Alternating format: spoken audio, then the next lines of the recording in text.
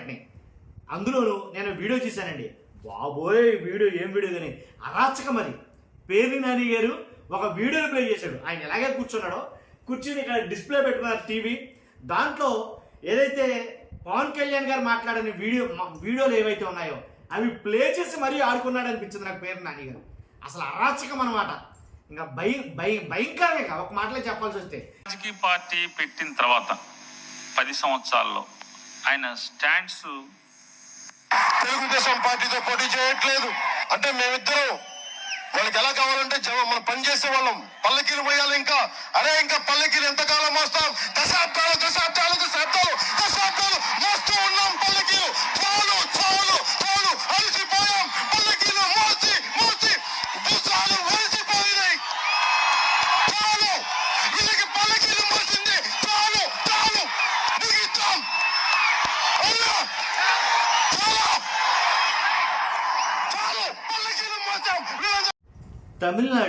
తమిళనాడులో విజయ్ గారు గెలిచిన తర్వాత ఏపీలో పవన్ కళ్యాణ్ గారి మీద వచ్చిన వీడియోలు వాళ్ళు ఎవరి మీద రాలా ఇప్పటి వరకు. ఎందుకు చెప్తున్నారంటే తమిళనాడులో విజయ్ గారు గెలిచిన తర్వాత అంటే మరి పవన్ కళ్యాణ్ గారు సీఎం ఎప్పుడవుతారు? పవన్ కళ్యాణ్ గారు సీఎం అవరా? పార్టీ పెట్టి 10 ఏళ్ళు అవుతుంది. అసలు ఇప్పుడు వరకు ఇంకా సీఎం ఊసే ఎత్తడం లేదు. ఆయన ఎప్పుడు సీఎం అవుతారు? ఆయనకి సీఎం అవ్వాలని ఆలోచన లేదా? మరి ఆయనకి లేకపోయినా కానీ వాళ్ళ కార్యకర్తలకి జన సైనికులకి నాయకులు ఉంటుంది కదా, పవన్ సీఎం ఎప్పుడు అవుతారు అని పొంకానుగా వీడియో మీద రావడం మొదలెట్టినాయి. అందులోనూ నేను వీడియో చూశానండి. బాబోయ్ వీడియో ఏం వీడియో కానీ అరాచకం. అది పేర్ని నాని గారు ఒక వీడియోని ప్లే చేశాడు. ఆయన ఎలాగే కూర్చున్నాడో కూర్చుని ఇక్కడ డిస్ప్లే పెట్టుకున్నారు టీవీ. దాంట్లో ఏదైతే పవన్ కళ్యాణ్ గారు మాట్లాడిన వీడియోలు ఏవైతే ఉన్నాయో అవి ప్లే చేసి మరీ ఆడుకున్నాడు అనిపించింది నాకు పేర్ని నాని గారు. అసలు అరాచకం అనమాట. ఇంకా భయంకరమే. ఒక మాటలో చెప్పాల్సి వస్తే ఏం మాట్లాడారు, ఆయన ప్లే చేసిన వీడియోలు ఏంటో నేను వీడియో ఎండలో పెడతాను ఖచ్చితంగా. పవన్ కళ్యాణ్ గారు మాట్లాడిన వీడియోలు నేను ఎండలో పెడతాను. మీరు ఖచ్చితంగా ఎండ వరకు చూడండి. ఫస్ట్ అయితే రాష్ట్రం మొత్తం తెలియాల్సిన వీడియో మీ బాధ్యతగా మీరు ఫస్ట్ లైక్ చేయండి. లైక్ చేస్తే నాకు మోటివేషన్ ఉంటుంది, ఎక్కువ మందికి ఇన్ఫర్మేషన్ షేర్ అవుతుంది. కొత్తగా మన ఛానల్ చూస్తే పక్కాగా సబ్స్క్రైబ్ చేయండి.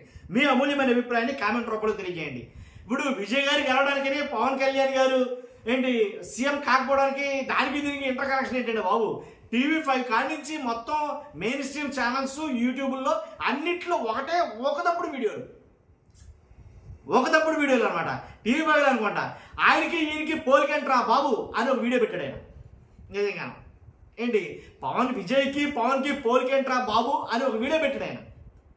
అయితే ఇలాగ అసలు సోషల్ మీడియాలో అయితే అసలు గొట్ల అన్ని వీడియోలు వచ్చాయి. ఎప్పుడు పవన్ కళ్యాణ్ గారు సీఎం అవుతారని. అసలు ఆయనకి లేనప్పుడు మీకేంట్రా బాబు బాధ అని నాకు అనిపించింది. అసలు ఆయనకి లేదు సీఎం అవ్వాలని, మరి మీకెందుకు వాస్తవంగా అయితే కనుక. కానీ పవన్ కళ్యాణ్ గారి వీడియోలు ఇలా ప్లే చేసి ఎంత దారుణంగా, ఎంత భయంకరంగా, ఎంత రచ్చగా అసలు నేను ఎప్పుడు చూడాల. పేర్ని నాని గారు అయితే కనుక ఒక రకమైన ఆట ఆడాడని చెప్పాలా. ఒకసారి చూస్తాను. ఒకసారి అంటే పవన్ కళ్యాణ్ గారు మాట్లాడిన వీడియో నేను వినిపిస్తాను. వీడియో ఎండ నుంచి పెడతాను. ఒకసారి చూడండి. ఒకసారి మాట్లాడదాం.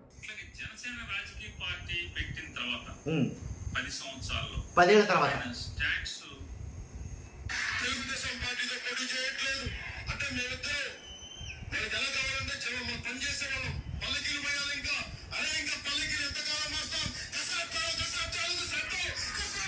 మోస్తూ ఉన్నాం పల్లకీలు. చాలు అలసిపోయాం. పల్లకీలు మోసి భుజాలు వలిసిపోయినాయి. వీళ్ళకి పల్లకీలు మోసింది చాలు పల్లకిలు మోసింది చాలు అని నిజంగా ఆయన అంటా ఉంటే రకమైనటువంటి ఇదేంటి అంటారు, దీన్ని గూస్ బంప్స్ వస్తున్నాయండి. నిజంగా గూస్ పెంపుల్స్ అంటారు, గూస్ బంప్స్ అలాగా. కాబట్టి పవన్ కళ్యాణ్ గారు ఆ వీడియోలు ప్లే చేసి పేర్ని నాని గారు పక్కనే పెట్టుకున్న వీడియోలు ప్లే ఆయన మాట్లాడంటే పవన్ కళ్యాణ్ గారు ఇక మేము పల్లకి మోసింది చాలు మేము పల్లకి మోసింది చాలు, ఎంతకాలం మోతాం మేము మొయ్యం, ఇంకా పల్లకిలు మొయ్యం. ఇది ఎప్పుడంటే కూటమితో పొత్తు పెట్టుకోకముందు మాట్లాడినటువంటి వీడియో.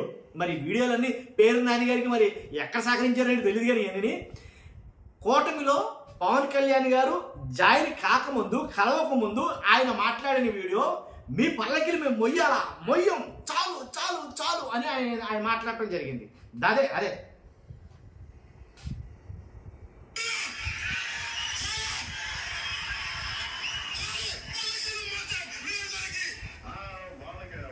సీట్లు 15 సీట్లు ఇంకో వీడియో. వాళ్ళు తిరుగుతారండి పవన్ కళ్యాణ్ జనసేన సైనికులు మనం కించపరిచింది అది.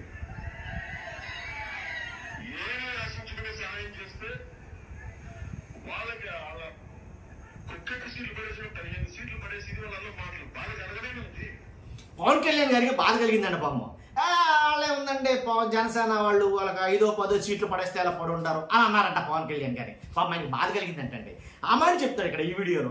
ఏంటంటే జన సైనికులు మీరు పడేయడం ఏంటయ్యా, మాట్లాడతాను నేను పెడతాను ఇది, మీరు పడేయడం ఏంటా, మేమే మీకు పడేస్తాం తీసుకోండి అని అన్నాడు. ఏంటి పొత్తులో కలవక ముందు అర్థమైంది వీడియో. ఆయన పొత్తులో కలవక ముందు ఆయన మాట్లాడిన వీడియో ఇది. కాబట్టి తర్వాత 20-21తో తీసుకున్నాడు పాపం ఆయన.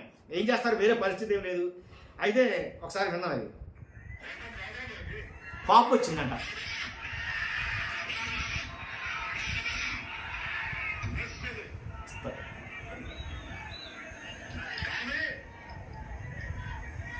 అంటే మీరు పడేస్తే పక్షి వేయడానికి ఏమనుకుంటున్నాం? ఏమని? జనసైనికులు ప్రజల కోసం పనిచేసేవాళ్ళు.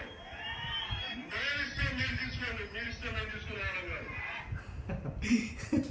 మేమిస్తాం మీరు తీసుకోండి, మీరిస్తే మేము తీసుకునే వాళ్ళం కాదు అని పవన్ కళ్యాణ్ గారు అన్న వీడియో అనమాట అది. ముఖ్యమంత్రి కావడానికి ఇంకోటి. సిద్ధంగా ఉన్నాను, సంసిద్ధంగా ఉన్నాను. ఇంత గుండె దమ్ముగా నేను 2019లో కూడా చెప్పలేదు. నాకు తెలుసు సంగతి. ఎందుకంటే సత్తా ఉందా లేదా నాకు నేనే ఒక సెల్ఫ్ డౌట్ నాకు. ఈ రోజు నేను చెప్తున్నాను, సాక్షాత్తు శ్రీపాద శ్రీవల్లభుడు సాక్షిగా చెప్తున్నాను. ముఖ్యమంత్రి స్థానం కనుక మీరు ఇస్తే, శ్రీపాద శ్రీవల్లభుడి సాక్షిగా చెప్తున్నాను, ముఖ్యమంత్రి స్థానం మీరిస్తే ఆంధ్రప్రదేశ్ ని అత్యంత ఉన్నత నెంబర్ 1 రాష్ట్రంగా ఆ దేశంలోనే తీర్చిదిద్దుతాం. అన్ని స్థానాల్లో పోటీ ఇంకోటి. చేయడానికి 4 దశాబ్దాల సుదీర్ఘమైన అనుభవం. అంతకుముందే అన్నాడు ఆయన, మీరు ఇస్తే నేను తీసుకుంటాను, ఖచ్చితంగా నేను ముఖ్యమంత్రి చేస్తాను అన్నాడు. తర్వాత మళ్ళీ ఇంకో వీడియో నెక్స్ట్లోనే ఏంటంటే మనం అన్ని స్థానాల్లో పోటీ చేయడానికి మనకి అంత కెపాసిటీ ఉందనుకున్నారా, అసలు మనం ఎంతో మనకు తెలియదా, మనం ఏమన్నా టీడీపీ లాంటి వాళ్ళు అనుకున్నారా, టీడీపీకి ఉన్నంత మనకుందా, అంతమంది మనకున్నారా, అంత కెపాసిటీ మనకుందా అని ఇంకో వీడియోలో మాట్లాడతాడు ఆయన. ఒక వ్యవస్థలు ఉన్నాయి మన దగ్గర. తెలుగుదేశం పార్టీ నాయకుల్లాగా లేవు. మేనేజ్మెంట్ తెలుసా? తెలుగుదేశం పార్టీలతోటి మనం పోటీ పడగలమా? 800 నుంచి 1000 మంది బూత్ కార్యకర్తలు ఉన్నారా మనకి ప్రతి నియోజకవర్గంలో? ఏమున్నాయి మన దగ్గర? గౌరవ ముఖ్యమంత్రి శ్రీ నారా చంద్రబాబు నాయుడు గారికి మద్దతు ఇచ్చారు. Stand market. మా దగ్గర సత్తా లేనప్పుడు అది ఓటు చీలకుండా అది ఇస్తే అది ప్రజలకి బలం అవుతుంది. 2014 నుంచి నేను అదే పని చేశాను. ఆంధ్రప్రదేశ్ 15 సంవత్సరాల స్థిరత్వం కావాలి పాలనలో. ఈ కూటమి చాలా బలంగా ఉండాలని నేను మనస్ఫూర్తిగా కోరుకుంటా ఉన్నాను. దానికి కృషి చేయాలి, కృషి చేద్దాం. చిన్నపాటి తప్పులు ఒప్పులు ఏదైనా ఉంటే దాన్ని నేను కూర్చొని ప్రత్యేకించి అవసరమైతే గౌరవ ముఖ్యమంత్రి నారా చంద్రబాబు నాయుడు గారితో మాట్లాడి వారి తెలుగుదేశం పార్టీతో కూడా మాట్లాడి ఏదో తప్పు ఒప్పులు సర్దిద్దే బాధ్యత కూడా నేను ముందుండి నేను తీసుకుంటాను. ఆ మాట మీకు ఇస్తున్నాను. కడపం పవన్ కళ్యాణ్ గారు అలా మాట్లాడటం అయితే జరిగింది. నిజంగా అంటే మా ఉద్దేశం ఏంటంటే ఉన్నా కానీ మనం వల్ల అవతల ఇది కాదులే అని అర్థమైపోయినట్టు ఉంది ఆయన. కాబట్టి ఆయన ముఖ్యమంత్రి అయ్యే ఉద్దేశం ఎట్టి పరిస్థితులు లేదు. కాబట్టి ఇక విజయ్ గారికి ఎవరికి పవన్ కళ్యాణ్ గారికి పోల్చడం కూడా కరెక్ట్ కాదేమో నాకు అనిపించింది. విజయ్ గారు వచ్చారంటే ఆయన ఏం ఒకటే, ఆయన టార్గెట్ ఒకటే. ఆయన టార్గెట్ ఏంటి, మొత్తానికి ఎలాగైతేనండి వెళ్ళగానే డైరెక్ట్ సీఎం సీట్లో కూర్చోవాలా, రెండో చాయిస్ లేదు ఇక, అసలు ఆప్షన్ లేదు ఇక, డైరెక్ట్ సీఎం సీట్ ఆయన గురి. కాబట్టి అందు గురించే వచ్చాడేమో 234 నియోజకవర్గాల్లో అభ్యర్థులు నిల్చోబెట్టాడు. 234 నియోజకవర్గాల్లో. కాబట్టి 234 నియోజకవర్గాలు నిల్చోబెట్టాడేమో సీఎం సీట్లో కూర్చోబోతున్నాడు. ఆ తెగింపు, ఆ ధైర్యం అంటే ఆయన కాన్ఫిడెంట్ వేరు. వాస్తవంగా కనుక పవన్ కళ్యాణ్ గారు ఏంటంటే మరి ఎందుకని ఆ పాళ్ళు లేవో ఏంటో తెలియదు కానీ వస్తమే పాము ఈయన ఏదో పార్టీకి అంటిపెట్టుకుని ఉండడం, ఆ పార్టీకి కొంత సేవ చేయడం. అప్పుడు మేము ఎప్పుడు ఈ మధ్యలో మేము పోటీ చేయమండి, కాదు మీకు కావాలంటే క్యాంపెయిన్ చేస్తామండి అని సరిపెట్టుకోవడం, మరలా తర్వాత మరలా ఇంకో పార్టీతో పొత్తు కట్టుకోవడం, అలా పొత్తులతోటి మొత్తానికి ఎలాగైతేనంటే ఆయన మొత్తం డిప్యూటీ సీఎం కాగలిగాడు. ఎమ్మెల్యే అయ్యారు, ఎమ్మెల్యే అయిన తర్వాత డిప్యూటీ సీఎం అయితే కాగలిగాడు ఆయన. కాబట్టి ఇప్పుడు డిప్యూటీ సీఎం అయ్యాం కదా, మరి సీఎం కావాలి కదా అని ఆశ అయితే లేదు ఆయనకి. ఎందుకని ఆల్రెడీ చంద్రబాబు నాయుడు గారు అలా సెట్ చేయించారంటే తెలియదు కానీ మాకు బాబు గారే సీఎం 15 ఏళ్ల పాటు, నేను సీఎం అవ్వనరా బాబు నీకు ధర్మం అని చెప్పేసి ఆయన క్లియర్ కట్గా చెప్తున్నాడు ఆయన. కానీ వీళ్ళే పాపం ఎలా అంటే జన సైనికులు కావచ్చు, వాళ్ళ నాయకులు కావచ్చు, ఆయన అభిమానులు కావచ్చు, కార్యకర్తలు కావచ్చు, చాలామంది ఆయన అలా చూడాలి, ఆయన అలా పిలవాలని ఆశ ఉన్న వాళ్ళు చాలామంది అలా అనుకోవడంలో వాళ్ళు అనుకోవడంలో కూడా తప్పలేదు ఒకటి అండి నాకు తెలిసి. కాబట్టి ఏంటంటే జరిగినా జరగకపోయినా అదొక డ్రీమ్, అది ఒక కళది. కానీ మరి ఏంటంటే విషయం ఏంటంటే కనుక విజయ్ గారు గెలిచారు, మరి మీరు ఎప్పుడు గెలుస్తారు, విజయ్ గారు సీఎం అయ్యారు, మరి మీరు ఎప్పుడు సీఎం అవుతారు. సీఎం అంటే దండం పెట్టేస్తాడు ఆయన. ఇంకా సీఎం అంటే అలా. కాబట్టి వదిలేద్దాం ఇక. అది నేను చూస్తాను. మీరు అందరూ కూడా ఫస్ట్ అయితే లైక్ చేయండి. కొత్తగా మన ఛానల్ చూస్తే పక్కగా సబ్స్క్రైబ్ చేయండి. మీ అమూల్య అభిప్రాయాన్ని కామెంట్లో తెలియజేయండి. Thank you Ramesh. 10 సంవత్సరాలు అట్లాగే జనసేన రాజకీయ పార్టీ పెట్టిన తర్వాత 10 సంవత్సరాల్లో ఆయన స్టాండ్స్ తెలుగుదేశం పార్టీతో పోటీ చేయట్లేదు అంటే మేమిద్దరం వాళ్ళకి ఎలా కావాలంటే మనం పనిచేసే వాళ్ళం. పల్లకీలు పోయాలి. ఇంకా ఇంకా పల్లకీలు ఎంతకాలం మోస్తాం? దశాబ్దాలు మోస్తూ ఉన్నాం. పల్లకీలు చాలు అలసిపోయాం. పల్లకీలు మోసి భుజాలు వలిసిపోయినాయి. చాలు, వీళ్ళకి పల్లకీలు మోసింది చాలు ముగిస్తాం.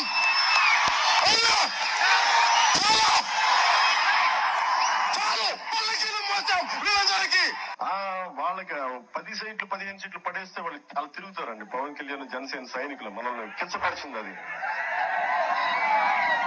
ఏమో ఆశించుకున్న సహాయం చేస్తే వాళ్ళ కుక్క బిస్కెట్లు పడేసి 15 సీట్లు పడేసి ఇది వాళ్ళ అన్న మాటలు బాధ కలగదా? మనకి కోపం రాదా? మనకి